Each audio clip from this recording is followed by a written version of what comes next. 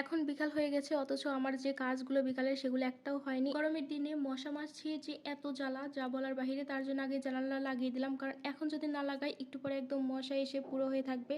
তো এদিকে আমার বিছানার যে কি বাজে অবস্থা, পুচকুটা ঘুমিয়েছিল, ওকে নিয়ে ওর রুমে চলে গেল, আর আমি এদিকে রুমগুলো গুছিয়ে ফেলছি।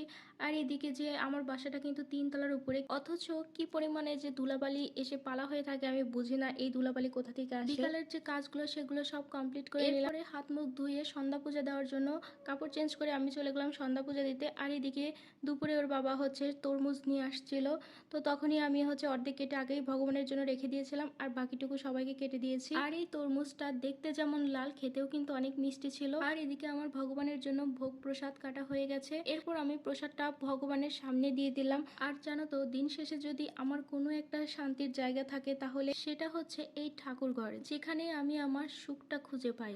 আর আমার যত অভিমান, যত কষ্ট, সুখ দুঃখ সব কিছু বলার একমাত্র জায়গা আমার ভগবানের কাছে। আর একটা জিনিস কি জানো, আমি অনেকবার সেটা নিজে থেকে প্রমাণ পেয়েছি, সেটা হচ্ছে কেউ যদি কখনো আমাকে কষ্ট দিয়ে থাকে, আমি তো কাউকে কিছু বলি না, শুধু আমার ভগবানকে বলি। জানি না কিভাবে সে সেই শাস্তিটা পেয়ে যায়, হয়তো বা এটা কাকতালীয় হতে পারে না, সবই আমার ভগবানের ইচ্ছা।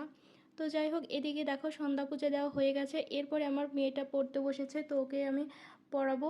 তো আজকে ভিডিওটা এখানেই শেষ করছি। তোমরা ভালো থাকো, সুস্থ থাকো, আর ভগবানের প্রতি বিশ্বাস রেখো।